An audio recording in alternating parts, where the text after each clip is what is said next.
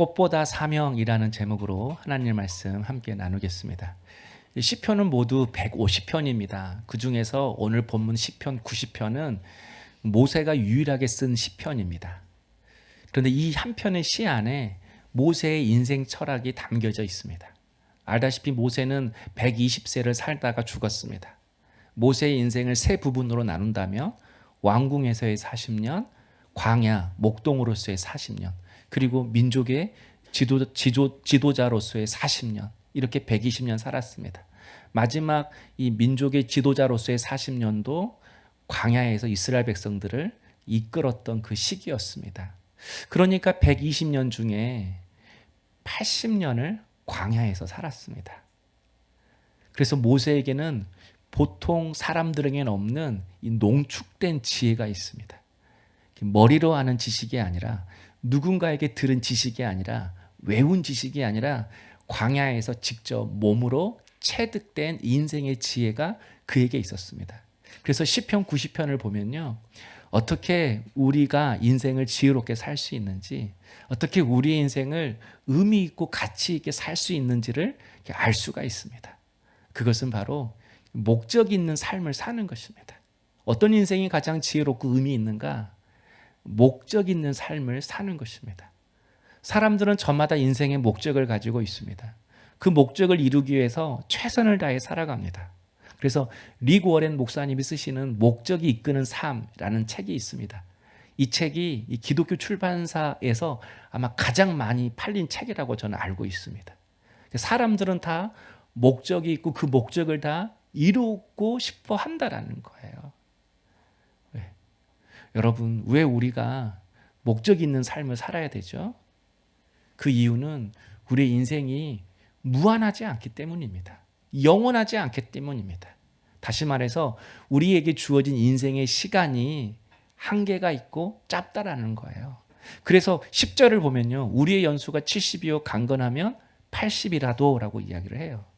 모세가 뭐라고 하죠? 많이 살아봐야 80이다. 많이 살아봐야 80이다. 그런데 살다 보면 이 80세도 모세는 신속히 지나간다라고 이야기를 해요. 그 연수의 자랑은 수고와 슬픔뿐이요 신속히 지나가나니. 얼마만큼 신속히 지나가요? 우리가 날아가나이다. 날아가나이다. 새가 하늘을 나는 속도로 이렇게 날아간다라는 거예요. 우리의 인생이 엄청 빨리 지나간다라는 거예요. 그래서 인생을 두루마리 화장지라고 그러잖아요.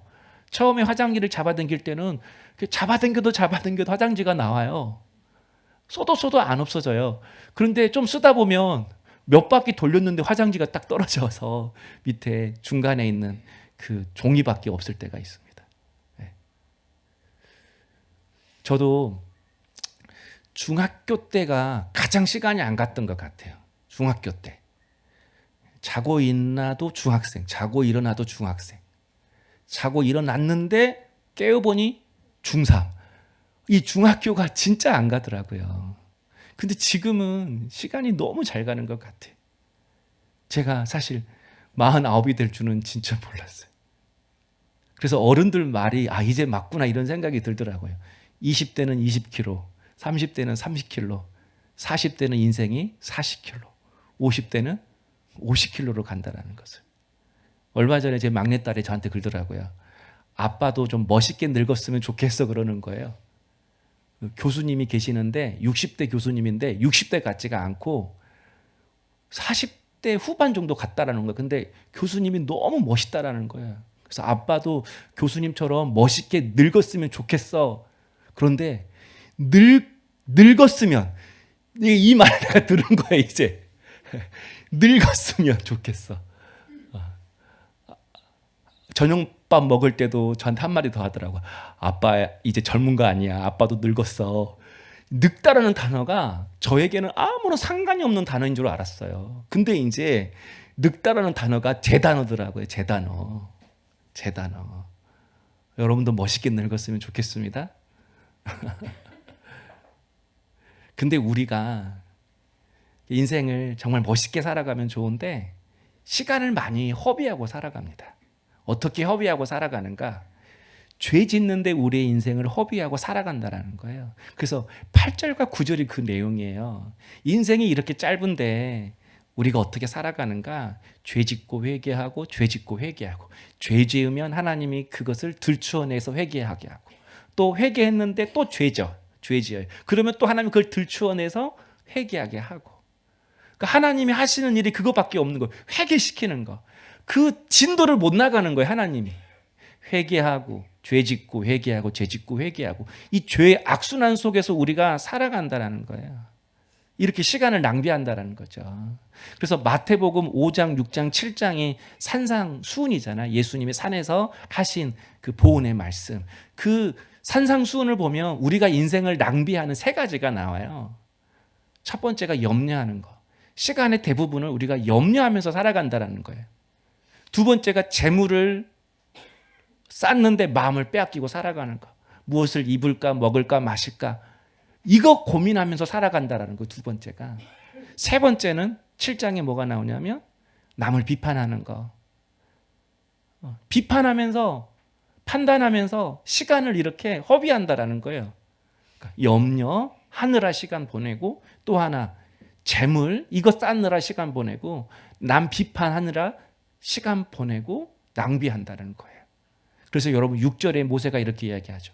푸른 아침에 꽃이 피어 자라다가 저녁에는 시들어 마른 아이다. 우리가 금방 시들어지는 풀과 같은 목적을 가지고 살아간다라는 거예요. 염려하며 살아가는 거.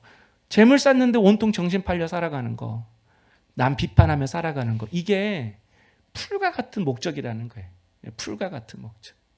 모세가 이것을 백성들의 모습 속에서 삶 속에서 본 거예요. 아, 백성들이 이렇게 인생을 낭비하며 살아가는 거구나. 여러분 이스라엘 백성들이 출애굽해서 가데스 바나에 도착을 합니다. 그때 모세가 12명의 정탐꾼을 뽑아서 가나안 땅 약속의 땅에 정탐을 보내죠. 그때 12명이 다시 돌아와서 10명이 부정적인 보고를 해요. 그러니까 백성들이 2명의 믿음의 보고 듣지 않고 10명이 하나는 부정적인 보고 듣고 하나님 원망하다가 하나님 앞에 벌을 받습니다. 2개예요, 크게. 첫 번째가 뭐냐면 너희들 40년 동안 광야에서 빙빙 돌면서 방황할 거야. 그리고 또 한 가지는 20세 이상은 다 광야에서 죽을 거야.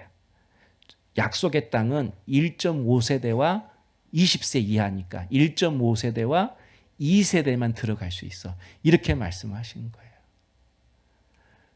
그래서 여러분 출애굽 1세대는요. 20세 이상은요. 한 명도 가나안 땅에 못 들어갔어요. 다 어디서 죽었어요? 광야에서 죽었어요. 광야에서. 40년 동안 장정만 60만 명이 광야에서 죽은 거예요. 그러면 이거 계산했거든요. 오늘 1년에 40년 동안 60만 명 죽었으니까 1년에 몇만 명씩 죽었냐면 15,000명씩 죽은 거예요.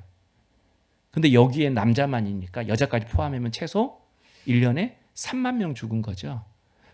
3만 명 나누기 365 하니까 하루에 평균 82명이 죽은 거예요.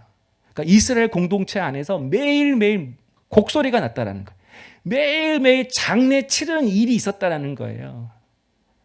사람이 죽어가는 그 모습을 보면서 모세가 발견한 한 가지가 있었다라는 거예요. 풀처럼 사라지는 인생의 목적을 가지고 살다가 죽는구나. 그래서 푸른 아침에 꽃이 피어 자라다가라고 하잖아요. 다 죽는 사람의 모습을 보니까 인생에 꽃을 피는 거, 나 꽃이 될 거예요. 나 별이 될 거예요. 이게 자신의 목적이었다는 거예요. 삶의 목적. 그런데 막상 그들의 삶은 뭐였다고요? 매일매일 염려하고 살고 돈 하고 살고 매일 남 비판하며 살다가 죽었다라는 거예요. 왜?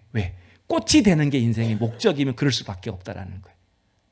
난 별이 되고 싶어요. 남들보다 가장 높은 곳에서 반짝이고 싶어요. 그 성공이 목적이면 이런 삶을 살아갈 수밖에 없다라는 거예요.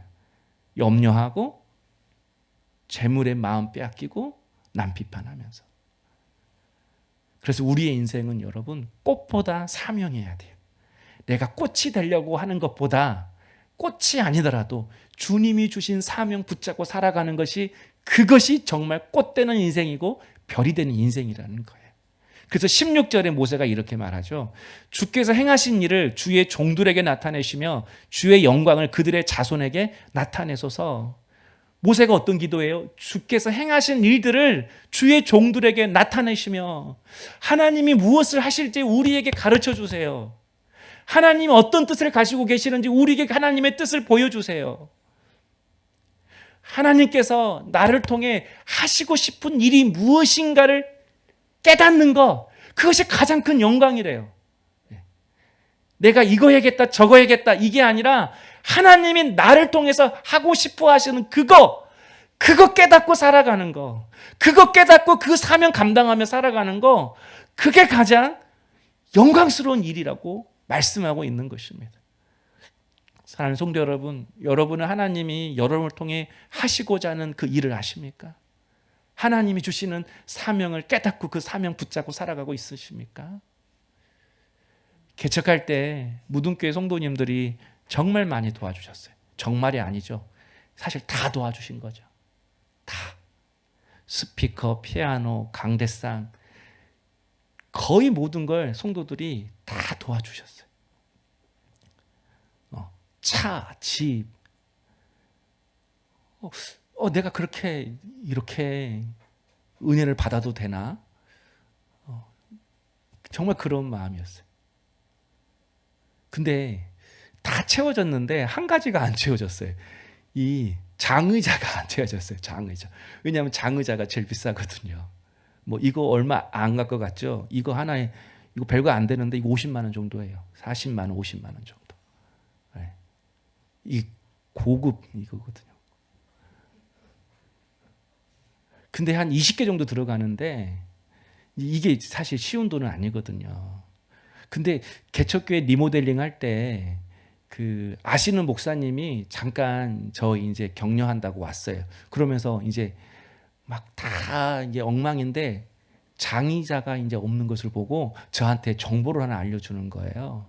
신안교회 강대생 장로님이 계시는데 그분한테 연락을 하면 그분이 혹시 장의자 해줄 수 있다고. 그분이 그 교회 부목사님들이 개척할 때 장의자를 이렇게 해주시는 장로님이라고 그걸 이렇게 저한테 가르쳐 주시는 거예요. 그래서 제가 그 장로님 연락처를 받아서 전화를 했어요. 개척교회 장의자 해주는 사명이 있기 때문에 그 장로님. 그 장로님도 사업을 해서 돈도 있지만 자녀들이 다 의사고 약사고 집이 이제 넉넉해요. 물질이 있거든요. 그래서 이제 개척하면 장의자 해주고 본인 교회 부목사가 아니더라도 그렇게 해주시는 거예요. 그래서 제가 전화를 했어요. 근데 물어보시더라고요. 창립 예배가 언제냐고. 그때 제가 1월 첫 주에 전화 드렸는데 1월 16일이에요. 그랬더니 2주 안에는 장의자를 이렇게 20개 정도 안 된다고.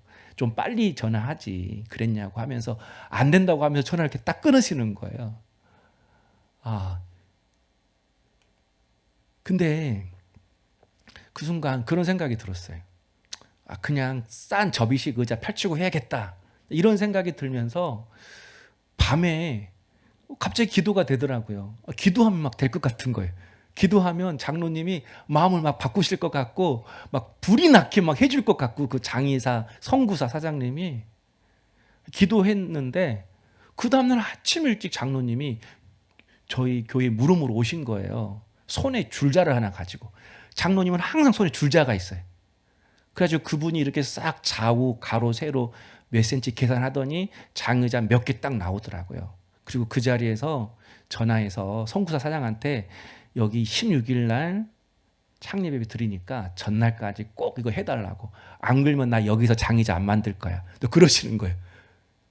그러니까 그때부터 성구사 사장이 바빠지기 시작했어요. 나는 가만히 있었는데 내가 뭐 돈 주고 부탁한 것도 아닌데 그래가지고 장의자가 이렇게 들어왔어요. 그때 장로님 연세가 75세였거든요. 그분 제가 했을 때가 제가 한 30번째 교회였을 거예요. 근데 그분은요 9년이 지났는데도 저한테 전화 한 통 안 해요. 생색을 한 번은 안 내세요. 내가 도와줬는데 뭐 찾아왔니 안 왔니 인사했니 안 했니 이런 게 없어요. 그냥 도와주고 이렇게 끝나는 거예요. 어제 그 장로님이 갑자기 생각이 나고 막 이렇게 기도가 되는 거더라고요. 그래서 내가 다음 주에 한번 찾아가려고요. 생색을 안 내요. 생색을 이분이. 창립 예배 때도 잠깐 오셔서 헌금 이렇게 해주시고 조용히 사라지시고.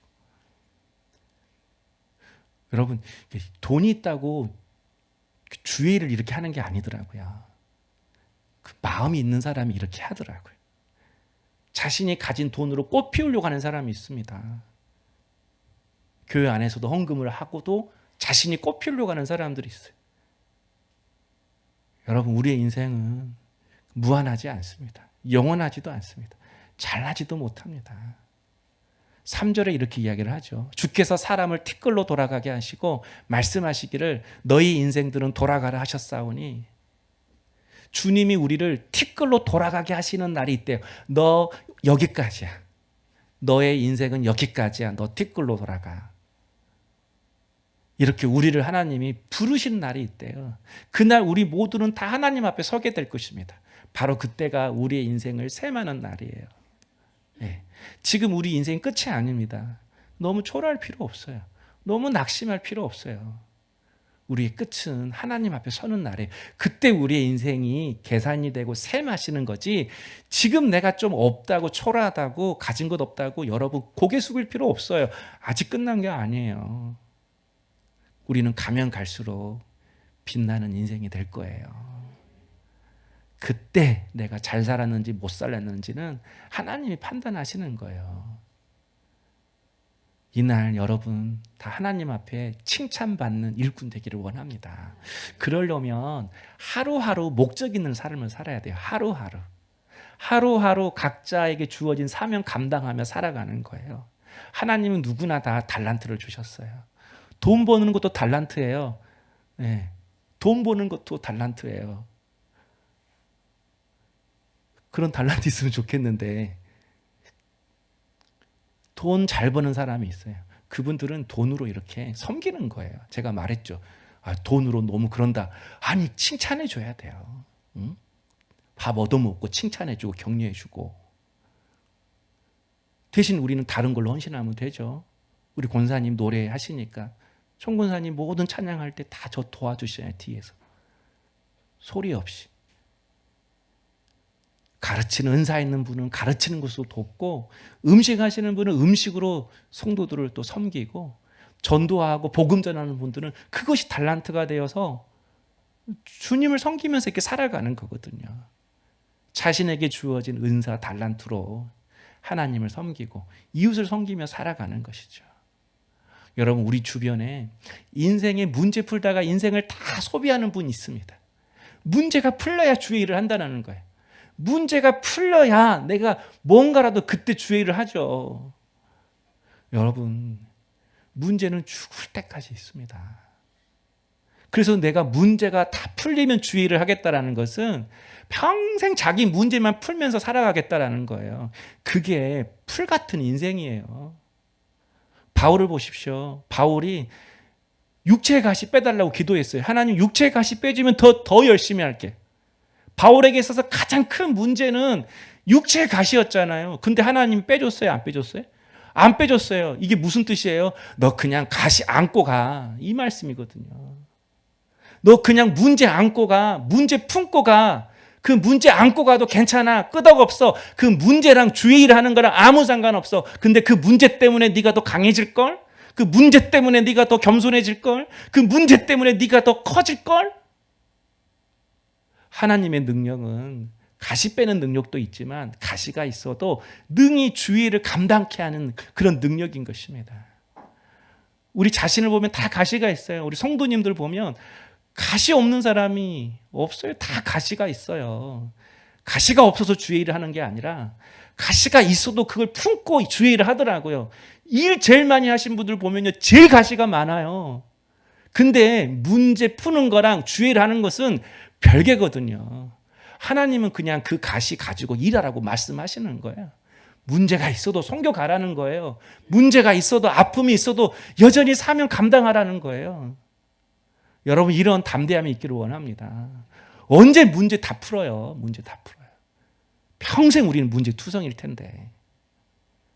그래서 12절에 우리에게 우리 날 계수함을 가르치사 지혜로운 마음을 얻게 하소서라고 말씀해요.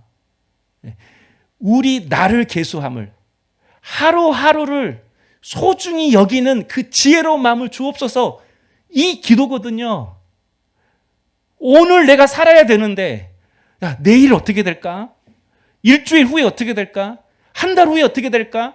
1년 후에 어떻게 될까? 자꾸 내일, 일주일 후에, 한 달 후에 고민하다가 오늘을 그냥 온통 그냥 날려보내요. 소비해버려요. 그래서 주님이 그게 지혜라고 말씀하시는 거예요. 오늘, 이 오늘이 중요하다는 것을 깨닫고 오늘을 주의 사명으로 살아가는 거. 이게 인생을 잘 사는 것이고 목적 있는 삶이고 우리 인생을 낭비하지 않는 거예요. 여러분, 오늘이 중요합니다. 오늘 이 한날이 중요하다는 거예요. 그래서 모세가 17절에 이렇게 기도하잖아요. 하나님, 오늘 살 수 있는 은총을 주옵소서. 17절에 그 내용이에요. 주 우리 하나님의 은총을 우리에게 내리게 하사 우리 손이 행한 일을 우리에게 경고하게 하소서. 오늘 또 내게 은총을 주셔서 내 손으로 해야 할 일을 하게 하옵소서. 이 기도잖아요. 이게 가장 복된 기도고 하루하루를 잘 사는 거예요. 이렇게 하루하루를 잘 살다 보면 그 하루하루가 잘 쌓여져서 한 달이 되고 그 한 달이 쌓여서 1년이 되는 거고. 여러분, 문제 있다고 우리의 인생 결코 망하지 않습니다. 가시 있다고 못할 거 없습니다. 모든 것이 다 갖추어지면 더 온전히 신앙생활을 할 수 있을 것 같지만 그렇지 않습니다. 다 갖춰져 있으면 오히려 주님 떠납니다. 그래서 제가 옛날 그랬잖아요. 붙에 떨감이라고. 붙으면 회개하고 떨어지면 감사하고. 붙으면 회개할 것밖에 없어요. 잘 되면 회개할 것밖에 없어요. 사실은 주님과 멀어지니까. 근데 떨어지면 감사하게 된다는 거예요. 더 겸손해지니까. 더 하나님을 의지하다가 주의 뜻 발견하게 되는 거니까. 그러다가 주님 앞에 쓰임받아서 영광스럽게 살아가는 거니까. 제가 예전에 이런 기도를 드렸어요. 주님, 제가 드릴 게 몸밖에 없어요. 진짜 몸밖에 없더라고요. 저 가진 것도 없어요. 능력도 없어요. 제가 드릴 건 몸밖에 없어요. 근데 하나님이 저에게 그런 생각을 주시더라고요. 네가 몸밖에 드릴 것이 없다고 하지만 그 몸도 네 것이 아니다. 너는 그냥 나만 바라보아라. 몸도 내 거 아니더라고요. 다 하나님 주신 거예요. 주신 거 잘 쓰십시다. 주신 거 잘 돌려보내십시다. 이삭, 아브라함에게 하나님 주셨잖아요. 근데 그 이삭 자기 것처럼 살아가니까 하나님이 너 이삭 도로 내놔 그러잖아요. 그래서 이삭을 아브라함이 바쳐요. 근데 히브리서 보니까 하나님이 그 이삭을 또 도로 아브라함에게 주셨대. 여러분, 하나님께 드린다고 다 하나님이 가져가는 거 아닙니다. 하나님이 도로 주십니다. 갑절로 주십니다. 30배, 60배, 100배로 주십니다. 세상은 자꾸 우리에게 두려움을 줘요. 사회가, 환경이, 사람들이 이게 문제야, 이게 가시야, 이게 풀어져야 돼, 이게 해결돼야 돼, 너 정신 딴 데 쏟지 마, 이게 지금 급한데. 아니라니까요. 그냥 그건 품고 가는 거예요. 그냥 그 안고 가는 거예요. 오늘 또 내가 감당해야 할 일이 무엇인지, 오늘 또 내가 누구를 세워야 하는지. 여러분, 그 가시, 그 문제가 내 인생을 망하게 한다는 그 생각들을 우리 다 버리십시다. 십자가에 못 박아 버리십시다. 살 소망이 끊어져도 하나님 의지하면 그분이 살리실 것입니다. 도로 그분이 돌려주실 것입니다. 능력 없어도 하나님이 쓰십니다. 우리 녹슬어서 끝나는 인생 되지 말고 우리 주를 위해 살다가 달아서 하나님께 가는 인생 되기를 주의 이름으로 축복합니다.